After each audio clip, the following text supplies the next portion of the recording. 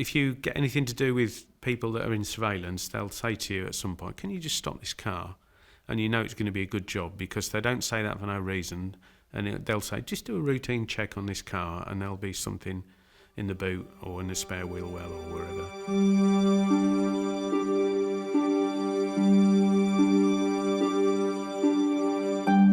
How did you get into being a firearms police officer? So it's like a lot of things in the police. You apply, and if they, you have to do a bit of an interview, a physical fitness test, because they want you to be fitter than the average policeman. Then you go on a course, and it was a little bit like being at training school and things like that. Again, they just shout at you a lot. It's very militaristic at that time. I think they've changed the training a little bit now, because a lot of people in the current generation don't react well to being shouted and bawled at a lot. It was quite a hard course, and the standard for shooting, you had to get like 90% of the shots and under pressure in a certain area. Don't shoot the baby, don't shoot the person holding the mobile phone on the screen, things like that. And the weapons were quite interesting. They were revolvers, believe it or not. And then you went from the sublime to ridiculous. So you had a revolver as your sidearm, which if you wanted to shoot anybody from 25 yards, you had to lie down to do it, because it was such a heavy, slow round that you'd aim at somebody's head at 25 yards lying down and hit them in the belly button, perhaps. The things where you see like Clint Eastwood one-handed shooting somebody from half a mile away is just not realistic. The rounds will go that far if you aim it in the sky and get lucky where it's going to land. And then we had these other things called Steyrs, which were plastic Austrian guns, like a M16 style thing. And they were okay. They were no more kick than, say, an air rifle would be. So they were quite easy to shoot. Things like clearing houses takes ages, because, again, you see people do it on TV and they do it really quickly. Clear, clear, clear, clear. Well, if you do that, you very quickly learn that if you go in a room too quickly and you haven't cleared the corners and things, or you stand in the doorway and you're silhouetted against the background, you'll get shot very quickly. So how do you safely go into a room when you think someo's in there? How do you safely do that? I mean, sooner or later you've got to walk in through that door. Yeah, so it's a different time. So we used to have little telescopic sticks, like a selfie stick, with a mirror on the end, so you could stick that under a door or something. Now they'd probably have little cameras, fibre optic cameras that you can stick under the door and probably clear it quicker than we could do. You know, the training was difficult. It was a little bit of an old boys club. They used you for certain things, but all the juicy jobs, you'd just be on the perimeter and they'd be doing the house clearing and stuff. In hindsight, I'm glad that I came off when I did. I stopped doing it because I thought I would probably shoot somebody if I had to. Sounds a horrible thing to say, but I don't think I would have got the backup from my bosses that I was looking for. When you say that, you mean you would have shot someone and then they would have just thrown you under the bus? A little bit, yeah. Yeah. When you were doing your training, did they obviously you can go on the gun range and learn how to fire a weapon and all those things. Did you ever shadow? Did they get you to go out and shadow on an operation? No, they didn't really. You learn by a bit of osmosis, really. They would let you do the outside jobs, and as you got better and you got more into the clique, they'd then say, we'll just move up towards the front a little bit more. But I only stayed there 18 months, 2 years, and by then I'd had enough. I imagine a lot of people will probably think, firearms police, that must be a fun, engaging job. A lot of it's boring, though. If you think about if you've got a situation where you've got a siege and somebody's holed up, you could be hours on that containment, just sat there and waiting, and you can't afford to be. It's a little bit like batting at cricket. You can't afford to have your concentration up all the time. You've got to concentrate for the ball, then sort of walk around a bit while he's going back to his mark, and then you switch on again. And you just have to sort of do that, really. They used us for things like guard.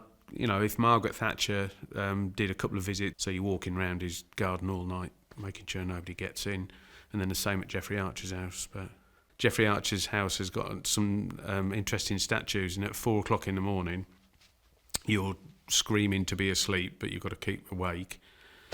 And one of his statues is of a naked woman in a deck chair, and I hadn't seen this to that point because I hadn't been in that part of the garden. And I did full, please stand still, and I thought, no, it's a statue. Can you imagine some of your mates to see that? Thank God I didn't pull the trigger, eh? What's the kind of ethos when it comes to? Is it a shoot to kill policy, or what is it? What's the if you see somebody on the films, just shoot the gun out of his hand. You can't do that. You just can't do it. All you've got to do is you shoot at the biggest area of mass, which is chest. Even if you've got body armour on, the body armour, the Kevlar bit, will stop the round going into you, but what it won't do is stop the shock waves. So that's why it's thicker, because you tend to have gel behind it, because it's the trauma of the shock wave going through your body that can do you a lot of damage as well. Unless you've got a sniper rifle or something, you can't aim at their head and guarantee you're going to hit their head most times. Especially if it's just a handgun, you've got to just aim at the centre of mass, and you can't be too far away. Modern handguns, 9mm, they're easier to shoot from, say, 20, 25 metres than a revolver would have been, because the round's smaller and slightly quicker, so it doesn't fall as much. So you said earlier on that the threat has changed. We've had things happen in central London, like the stabbings in Borough Market and things like that. I know you're out of the police force now, but what measures are in place as we record this interview in London and major cities to deal with those potential threats? So you've got armed response vehicles driving around all the time, which you never used to have. And although there wouldn't be as much happening, if you think about this county, there'd be more happening in Peterborough for firearms jobs generally, Peterborough, St Neots, that sort of area, than there would be in Cambridge. But because of the tourist effect in Cambridge, various times of the year they have to have patrols around the city centre because they're worried about terrorism. Not just that, but for other reasons, they now have got a philosophy of actually going forward and actively taking on people, because you can't just say there's 1,000 people there, let's let the gunman run out of rounds and he's killed 500 people and then we'll go in. You just can't do it. Well, let's move on to traffic then. So what was the training like? Who trained you? What happened? Similar to when you join the police first and you might be walking around Cambridge or Peterborough or wherever, you've got a tutor that sort of teaches you how to deal with various things and what your priorities are. And if you've got something like a collision you go into, it's very tempting to dive in and deal and help people that have got injuries and things, but your job is actually to make the scene safe first for everybody else, like the fire and the ambulance.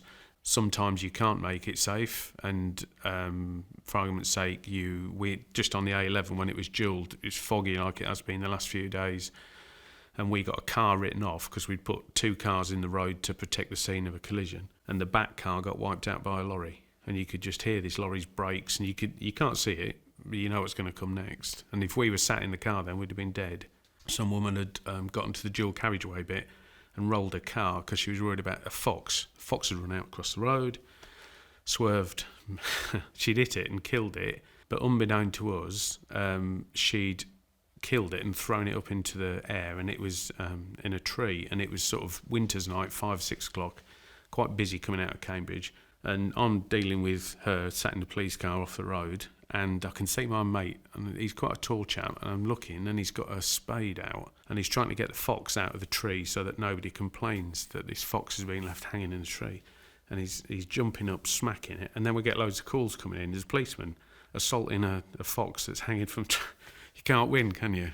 And I had to say to her, I think it's run away into the woods and got back to its den now. I think it'll be fine. And I'm looking in the mirror and seeing him doing that. But so a traffic police officer would do everything from speed gun work? Or? Yeah. So at that point, if you had any complaints in the villages, we'd go and do the speed checks there. And you could do, 10 or 20 tickets in an hour between you. But that's stopping the motorists and actually dealing with them and picking your own threshold. So if you're going to get somewhere where it's a 30, but they're all doing 50 miles an hour through there, you're not going to stop somebody that's doing 32 miles an hour and give them a ticket, because the one that's doing 50 will come past.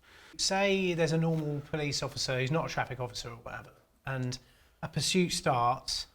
Just give me a sort of outline as how it works. What's the structure of how it goes from crime being committed to all you guys out on the motorway? Okay, so you've got to separate when I started to what would happen now.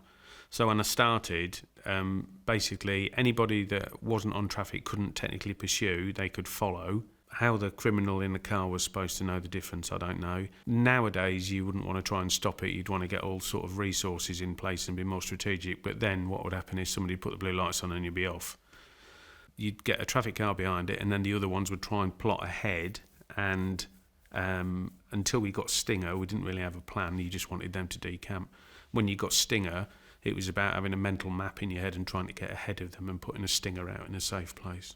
Because you might accept more risk for somebody that's, say, melodramatically a murderer than you would be somebody that's nicked a 10p Freddo from the local corner store. So the offence is part of it, the road weather and traffic conditions are part of it, the anticipated route's got to be part of your judgment, and then the big thing now is what's the availability of somebody that can actually stop it.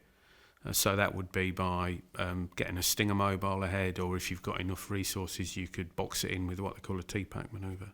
So to do one now you'd have to have the officer that initially picks it up, it's got to be trained. They start doing a commentary as to what the risk is, and one of the big things that they have to say early on is that they are trained and they're in a suitable vehicle. If they're not in a marked car, how can the public be expected to know that something dangerous is coming if they're just in an unmarked car with two little lights in the grille? There was one in, was it Wales or Gloucestershire, something like that, about 15 years ago, where the pursuit was, managed up to the point where it got to the motorway and it went the wrong way down the motorway, and they had to say, I'm aborting, but he still crashed and killed 4 people, even though they'd stopped, and it's all on video that they'd stopped. But they would have had 18 months, 2 years of being hauled over the coals about that decision, and they made the right decision to stop, and yet they still got vilified for it.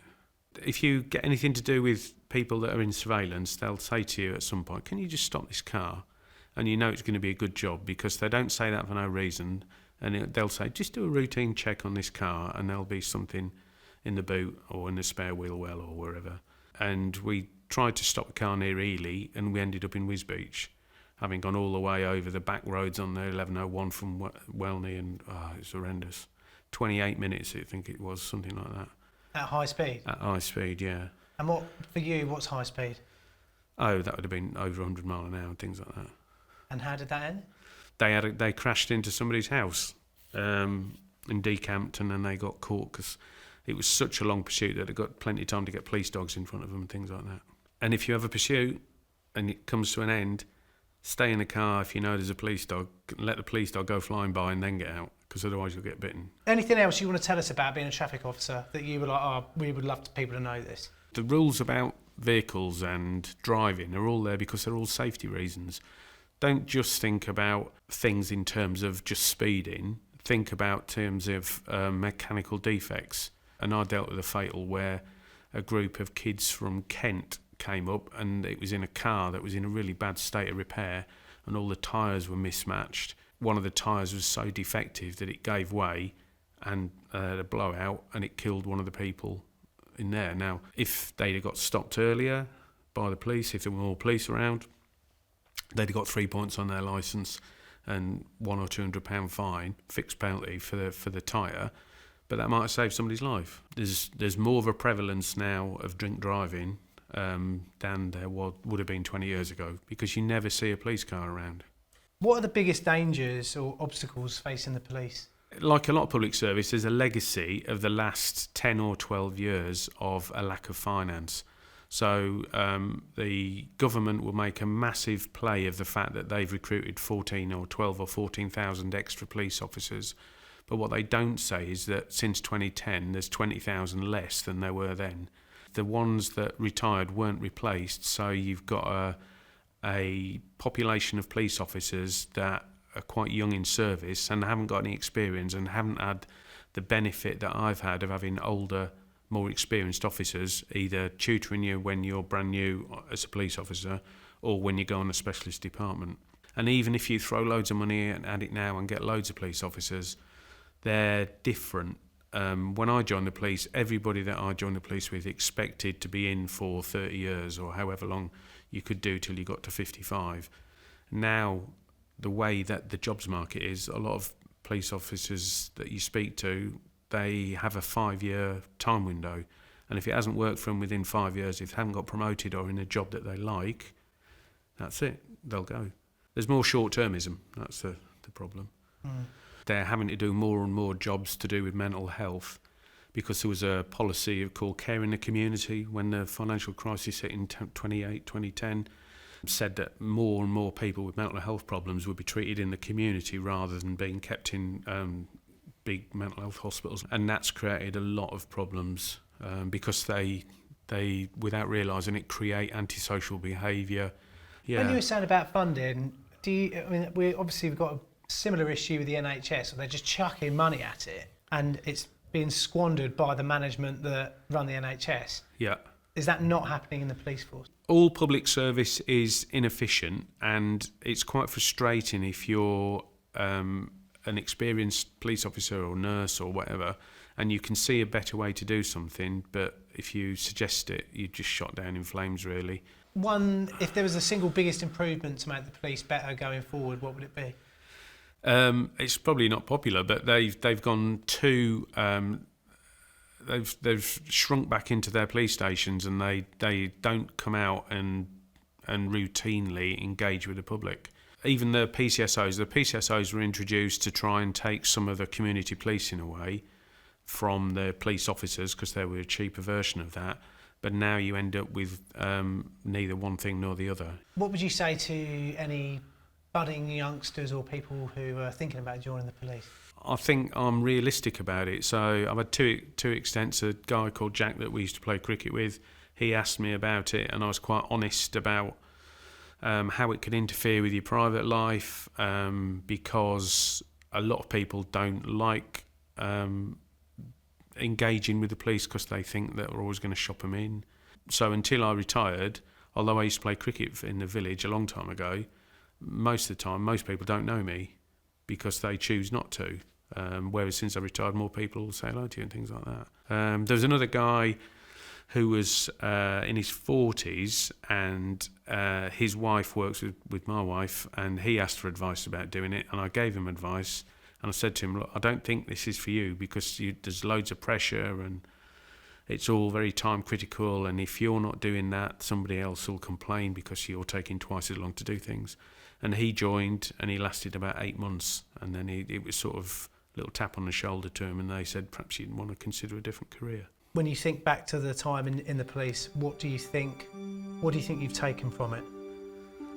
I think it makes you a independent thinker. The early years that I did, when there was quite a lot of discipline about, made me have certain standards and try and maintain them all the time, and be self-reflective if you couldn't maintain those standards. Enjoyable. I was proud of the stuff that I did. Fun. There you go, that'll do. So most people don't deal with dead bodies, full stop, unless you're unfortunate enough that you go and visit your gran, and unfortunately she can't wake her up and you find her in bed dead or something like that. So it is not a bad thing part of your training, they make you go to a post-mortem, and then the post-mortem technicians seem to take great delight in, there's usually